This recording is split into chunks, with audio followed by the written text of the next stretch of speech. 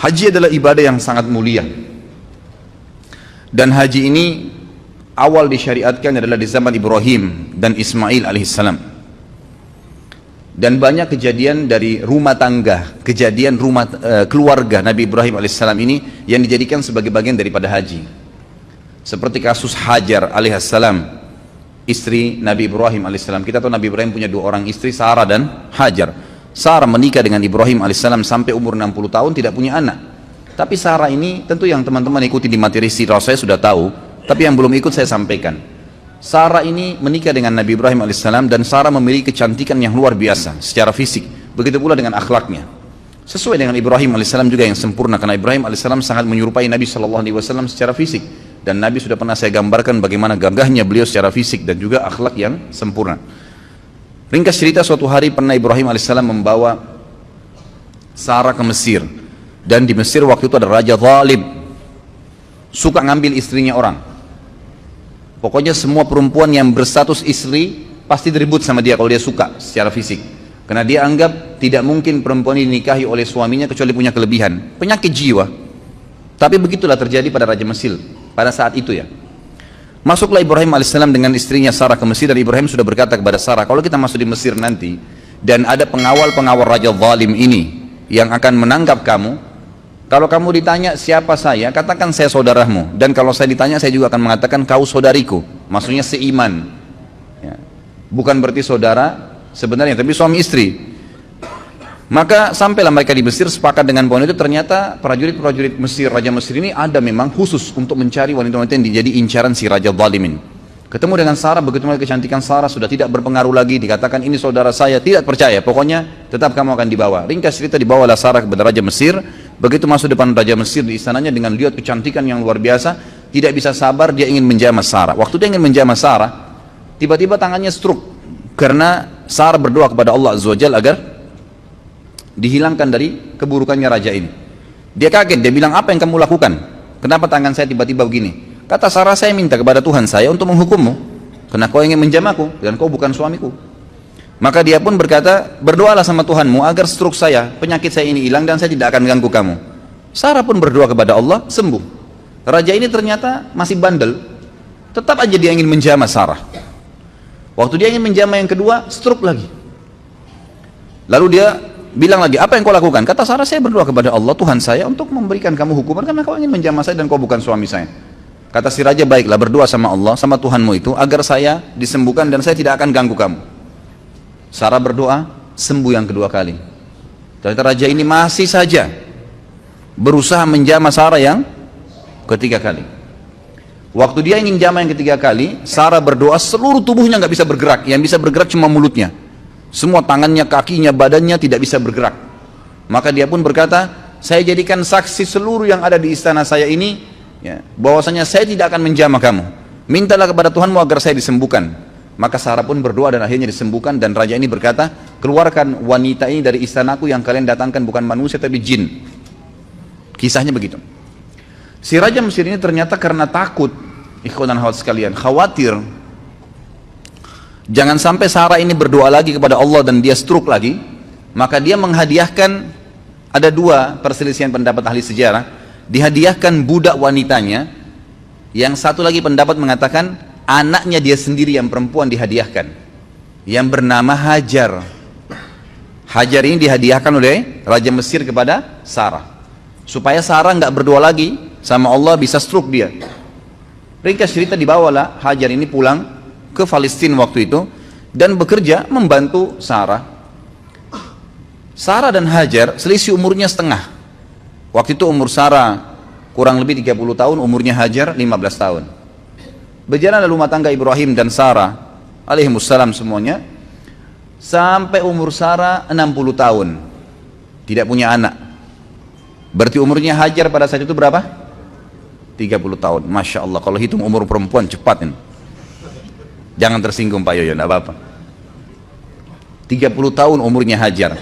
Karena Ibrahim alaihissalam pengen punya keturunan, maka Sarah dengan niat baiknya menghadiahkan kepada Ibrahim alaihissalam budaknya Hajar, lalu Hajar dibebaskan oleh Ibrahim alaihissalam dari keterbudakan, lalu kemudian dinikahi. Setahun kemudian Hajar hamil dan setelah menikah, setahun kemudian melahirkan Anak laki-laki yang bernama siapa? Ismail alaihissalam. Fitrah perempuan, Sarah merasa sedih.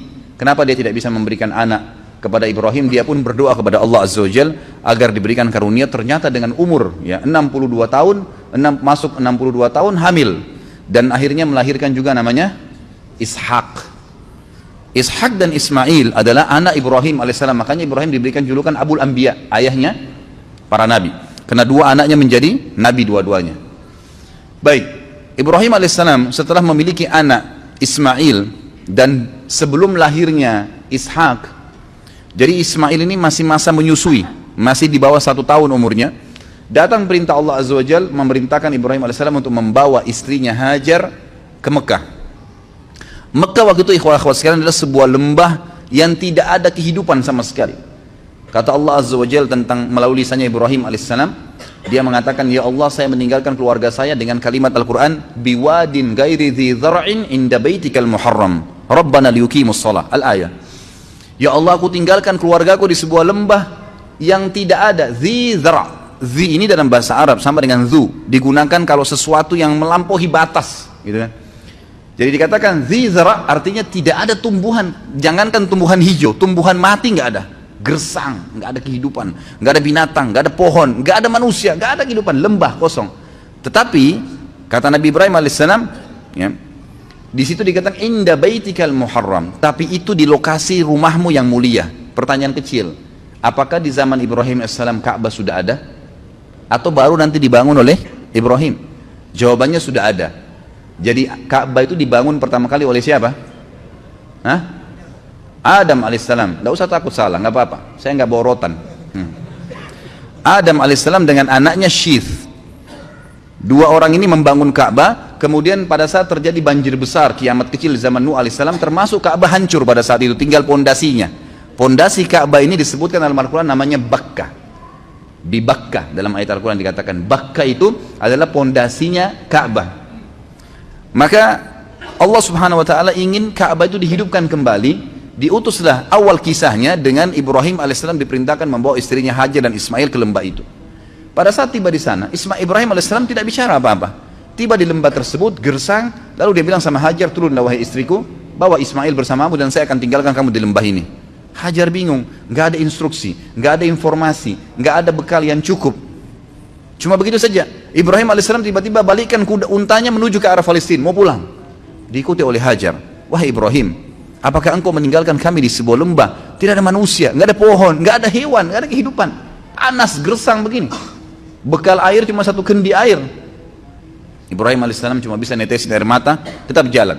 Diikuti lagi. Ya Ibrahim, apakah kau tinggalkan kami di lembah tidak ada kehidupan, nggak ada manusia, nggak ada batu, nggak ada air, nggak ada pohon, nggak ada hewan.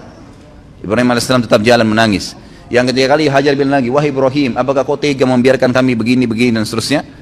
Tetap saja Ibrahim alaihissalam jalan. Maka Hajar akhirnya Allah SWT berikan ilham dalam hatinya dan bertanya begini, Allahu amaraka bihada, apakah Allah yang perintahkan kamu seperti ini? Maka Ibrahim alaihissalam tidak nyaut apa-apa, cuma nganggungin kepala. Iya, artinya ini memang diperintahkan oleh Allah. Maka jawaban Hajar dengan sangat jelas. Dan perhatikan ya, seseorang kalau sudah datang perintah Allah Azza wa Jalla dan dia terima, perhatikan nanti apa efeknya, apa yang Allah kasih pada saat datang sebuah ilmu, dalil, wahyu, Al-Quran dan Sunnah lalu diamalkan. Perhatikan apa yang Allah kasih nanti dari banyak sekali pahala yang dia akan panen. Maka dia mengatakan, idzan layyudayyi'ana, kalau begitu tidak mungkin Allah itu membiarkan kami mati. Udah pergi aja Ibrahim, nggak apa-apa. Ibrahim alaihissalam pun pulang ke Palestina. Di tengah jalan dia berdoa, Rabbi inni askantu min dzurriyyati biwadin ghairi dha inda baitikal muharram rabbana liyuqimus shalah faj'al afidatan minan nasi tahwi ilaihim. Jadi dikatakan di sini, ya Allah, aku telah meninggalkan keluargaku di sebuah lembah, tidak ada kehidupan, tidak ada pohon, tidak ada air, tidak ada manusia, tidak ada hewan. Tapi di tempat rumahmu yang mulia Allah, agar dia mendirikan sholat sebagai kamu, sebagaimana engkau telah perintahkan ya Allah, gitu kan? Maka tolong utuslah kepada mereka orang-orang yang bisa tinggal mendampingi mereka. Karena perintah Allah kepada Ibrahim alaihissalam, tinggalkan istrimu di sana Hajar sama Ismail, pulang ke Palestina. Nggak ada tugasmu tinggal di Mekah. Maka dia berdoa seperti itu. Kita kembali ke Hajar alaihissalam. Hajar waktu itu merasa prihatin setelah Ibrahim alaihissalam sudah tidak kelihatan lagi di jauh padang pasir sana. Teriknya matahari di siang hari luar biasa panas, air yang diminum tinggal sedikit. Ismail juga butuh minuman. Hajar merasa sebelum malam tiba kesempatan, coba cari sesuatu di situ, ada kehidupan, ada pohon, ada manusia kah, ada kemah kah, manusia hidup di mana kelihatan. Yang paling dekat dengan Hajar waktu itu ada dua bukit namanya Safa dan Marwa. Maka dia pun alaihissalam Hajar naik ke atas bukit Safa. Kita tahu kalau panas matahari yang sangat terik, ada fata morgana, ada kesannya kayak kelihatan air padahal sebenarnya tidak, karena pantulan dari cahaya matahari. Dia naik di Safa, dia lihat ke gunung Marwa, ada air di sana. Maka yang terjadi, Hajar alaihissalam turun dari Safa, di tengah-tengah lembah dia berlari, persiapan untuk naik ke gunung Marwa. Naik di Marwa, dia lihat kiri kanan gak ada air, dia lihat ke arah Safa, ada air di sana. Diulangin lagi sama dia, turun dari Marwa, di tengah-tengah lembah lari lagi, kemudian naik di Safa, terjadi sama. Sampai 7 kali dia bolak-balik, dari Safa ke Marwa, Marwa ke Safa, terus begitu sampai 7 kali. Terakhir di Marwa, dia lihat, oh berarti tidak ada ini, nggak ada air. Lalu dia kembali ke anaknya Ismail. Waktu dia kembali ke Ismail alaihissalam, dia kaget, ternyata di bawah kakinya Ismail ada mata air. Ada khilaf di antara ulama tentang dari mana mata air itu. Ada yang mengatakan dari pijakan kaki untanya Ibrahim alaihissalam, tapi riwayat ini lemah. Ada yang mengatakan memang dari sentakan kaki Ismail waktu lagi menangis, itu juga lemah. Tapi ahli sejarah ada yang pakai. Yang paling kuat adalah Allah SWT mengirim Jibril dan mengepakkan sayapnya, lalu keluarlah mata air tersebut. Pada saat Hajar tiba, lihat air, bayangkan kalau kita di posisi ibu kita ini, panas, gerah, ketakutan, gak ada keluarga, takut mati, gak ada air. Lalu lihat mata air, apa yang terjadi kira-kira? Dia datangin air tersebut dengan semangat, lalu dia buat bendungan kecil dari padang pasir itu, sambil mengucapkan lafaz yang digunakan dalam bahasa Palestina, bukan orang Arab ya, ini bukan bahasa Arab, bahasa asli orang Palestina. Dia mengatakan zam-zam, artinya apa? Berkumpullah, berkumpullah gitu. Jadi makna zam-zam itu sebenarnya, ini rahasianya gitu ya. Maka dia bilang zam-zam, ditutup sama dia gitu kan, ditutup sama dia. Kata Nabi SAW, semoga Allah merahmati ibunya Ismail, kalau dia tidak bendung maka zam-zam akan menjadi lautan yang luas. Tapi kekhawatiran seorang ibu, takut airnya habis gitu kan. Tapi kalau dia biarin, udah jelas berkah dari Allah, jadi lautan yang luas. Bayangkan sekarang miliaran orang yang minum gak habis-habis gitu. Baik, akhirnya pada saat itu kejadian terjadi di Jazirah Arab yang lain, di tepatnya di negeri Yaman. Ada bendungan namanya Bendungan Ma'rib. Bendungan Ma'rib terkenal sekali negeri Yaman. Surah Saba menjelaskan masalah itu. Karena mereka kufur terhadap nikmat Allah, bendungan itu Allah hancurin, sehingga akhirnya di sisi barat dan timurnya negeri Sabak dulu ini penuh dengan, semua di sisi baratnya pohon buah-buahan, semuanya jenis buah-buahan ada. Di sebelah timurnya semua jenis sayuran ada, kaya raya mereka. Tapi karena mereka kufur, Allah hancurkan bendungannya, lalu Allah ganti dengan pohon-pohon yang berduri gitu kan. Ringkas cerita, keluarlah suku-suku Arab dari Yaman pada saat itu, dan waktu itu tidak ada suku Arab kecuali di Yaman. Mereka keluar menuju ke negeri Syam. Kalau saya ibaratkan buku ini Jazirah Arab, maka di bawah ini daerah selatannya Jazirah Arab. Indonesia ada di bawah Jazirah Arab, di selatan. Di atas ini utaranya Jazirah Arab. Di utara Jazirah Arab itu ada negeri Syam, Palestina, Syria, Lebanon, dan Yordania. Di atasnya lagi ada Turki. Di atasnya lagi ada Eropa sampai ke Amerika sana. Di sisi baratnya itu ada Rusia, ada Irak, ada Iran, Afghanistan, dan seterusnya. Sisi timurnya ada Mesir, Afrika, dan seterusnya. Selatannya ada Yaman dan Asia Tenggara. Nah, Yaman ini kebetulan ada di Jazirah Arab bagian selatan, di bawah. Jadi mereka mau menuju ke negeri Syam. Di tengah-tengah jalan itu ada kota Mekah, di tengah-tengahnya, tengah-tengah Jazirah Arab. Mereka lewatinlah Jazirah Arab itu menuju ke negeri Syam, karena negeri Syam ini subur. Mereka mau pindah ke sana gitu.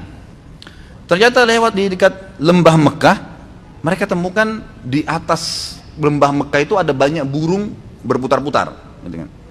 Nah ini kalau insya Allah enggak, kalau antum kesesat di padang pasir, kehabisan air, tanda-tanda ada air situ kalau ada burung yang buat lingkaran. Itu umumnya disebutkan dalam buku-buku sejarah. Mereka bingung, setahu kami di lembah ini nggak pernah ada air, kok bisa ada burung lagi berputar-putar. Mereka mampir, utus 2 orang, coba lihat di sana ada apa. Mereka kaget, mereka temukan Hajar dengan anaknya Ismail alaihissalam duduk di sebelah mata air Zam-Zam. Maka mereka pun punya adab dan akhlak. Mereka mengatakan, kami ingin tinggal di sini, suku kami suku besar. Tidak disebutkan jumlah mereka, tapi yang jelas ratusan orang pada saat itu. Satu suku semuanya pindah dari Yaman ke negeri Syam. Dan ini hasil dari doa Nabi Ibrahim alaihissalam yang berdoa minta diutus kepada Hajar dan Ismail orang yang bisa hidup bersama mereka. Diutuslah suku ini, dan suku ini bernama suku Jurhum. Suku Jurhum. Keluarlah suku Jurhum ini terus masuk, kemudian pamit dengan Hajar, wahai ibu, kami ini adalah satu suku yang besar dan kami keluar dari negeri Yaman, tapi kami nggak punya tempat tinggal. Bisa nggak kami tinggal di sini? Nanti kami bentuk komunitas, kami punya peternakan, kami juga ahli perkebunan, karena mereka memang ahli perkebunan di Yaman, gitu kan? Kami akan buat dan kami akan bayar upeti. Yang penting kami bisa hidup dekat mata air ini. Kata Hajar, baiklah. Maka spontan pada saat itu terbentuk komunitas kota Mekah. Ada mata air, kemudian ada penduduk yang tiba-tiba langsung dengan suku yang besar. Mereka membangun rumah, mereka sudah bawa peternakan, unta, sapi, kambing dibawa dari kampungnya Yaman. Terus mereka juga sudah mahir bercocok tanam. Mereka mulai menanami wilayah Mekah itu. Ringkas cerita, menjadi rapilah Mekah itu, mulai ada penghuni. Pada saat itu Ismail alaihissalam tumbuh besar di tengah-tengah suku Jurhum. Perlu Bapak Ibu tahu, istilah Arab sendiri, Arab itu ada dua macam. Ada namanya Arab asli, ada Arab musta'ribah. Arab asli ini adalah turunan orang Arab yang asli. Dan Arab musta'ribah adalah orang Arab, orang yang bukan Arab terarabkan karena pernikahan atau menggunakan bahasanya. Seperti kasus sekarang Mesir. Mesir itu suku Kipti. Bukan orang Arab mereka. Irak, bukan orang Arab. Negeri Syam, Yordania, Palestina, itu bukan orang Arab mereka. Sudan, Jazair, Tunis, Maroko, Afrika Utara, semua itu bukan orang-orang Arab mereka, suku barbar. Tapi mereka dikatakan negara Arab. Kenapa? Karena menjadikan bahasa Arab sebagai bahasa negaranya. Dan pada saat ekspansi Islam di zaman Umar bin Khattab, zaman Uthman bin Affan, mereka menikah dengan orang-orang Arab, dari tabi'in, dari sahabat yang bergabung sama mereka, maka dikatakan mereka orang-orang Arab. Ismail alaihissalam bukan orang Arab. Karena beliau dari Ibrahim alaihissalam orang asli suku Babilonia, dari Irak. Ya, gitu. Orang asli Irak, asli orang Irak namanya suku Babilonia.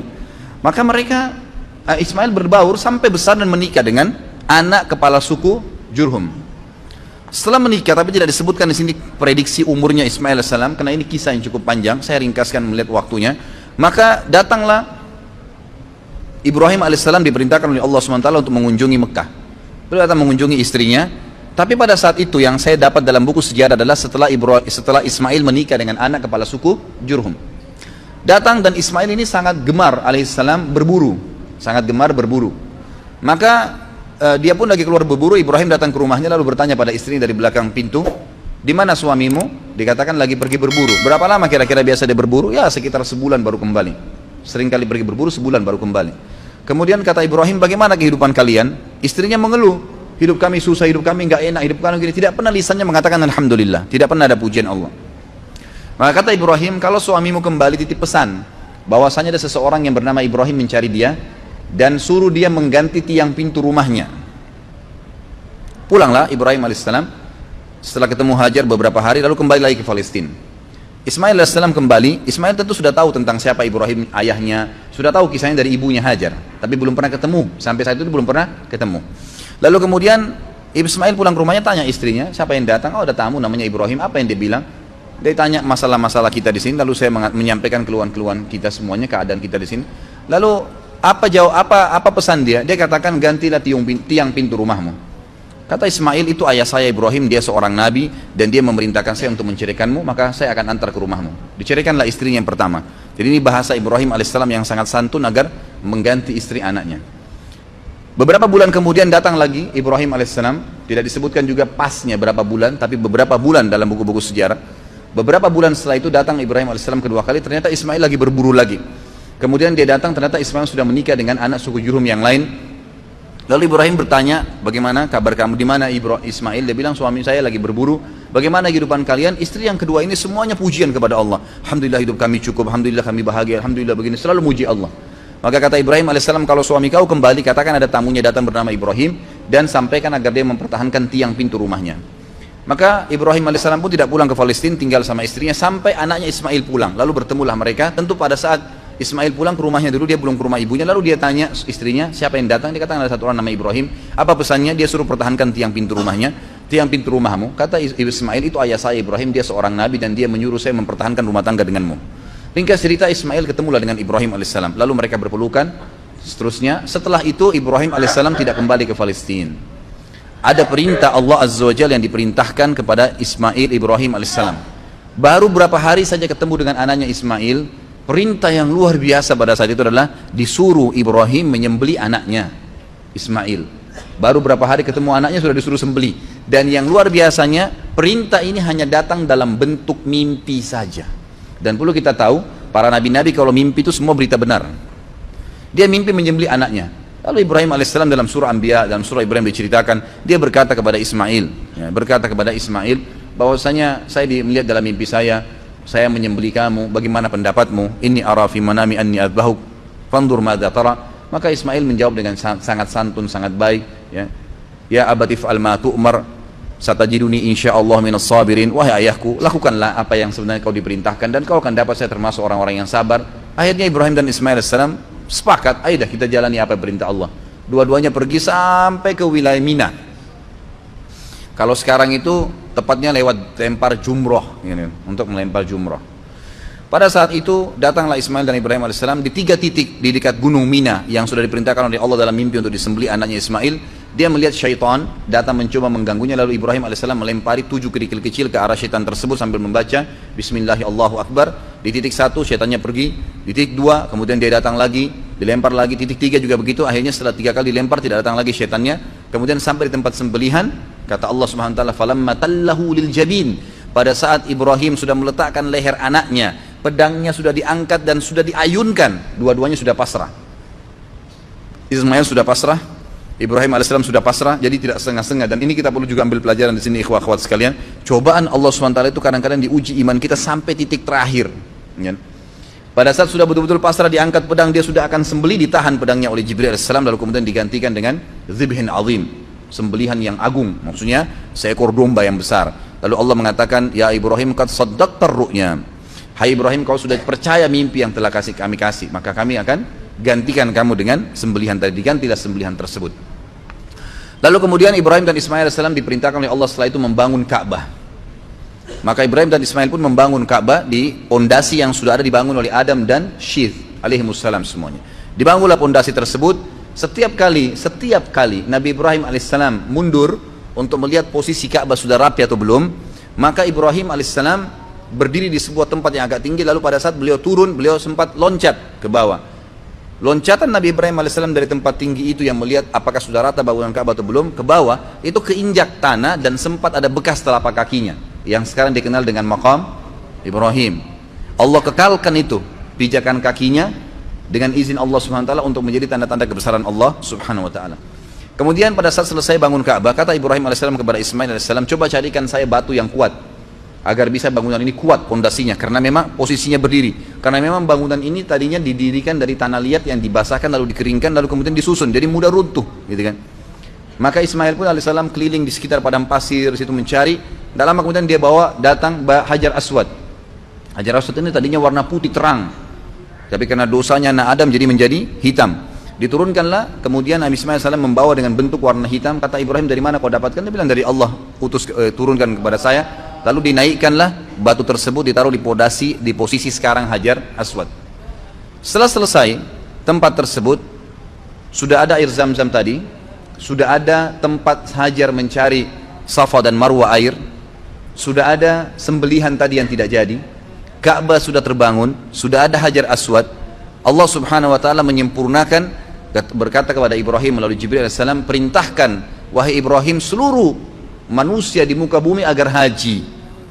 Dalam riwayat sahih kata Ibrahim alaihissalam, "Wa ma yablughu sauti?" Sampai di mana suaraku ya Allah? Nggak bisa, suaraku nggak mampu nyampein ke seluruh pelosok muka bumi ini. Kata malaikat Jibril, "Ma 'alaika illal balagh." Tugasmu hanya menyampaikan. Maka Ibrahim alaihissalam pun mencari gunung tertinggi di Mekah pada saat itu. Sebagian ahli sejarah mengatakan di Jabal Rahmah yang ada di Arafah. Tapi ini riwayat, sebuah athar, tidak disebutkan tentang kesahihannya. Ringkas cerita Ibrahim alaihissalam, ada yang beriwayat mengatakan naik di atas Ka'bah lalu berteriak, mengatakan, wahai sekalian orang-orang yang beriman, berhajilah. Dalam riwayat ini dikatakan suara Ibrahim alaihissalam dibawa oleh angin ke seluruh pelosok muka bumi, dan semua orang beriman dengar dan kemudian mereka datang.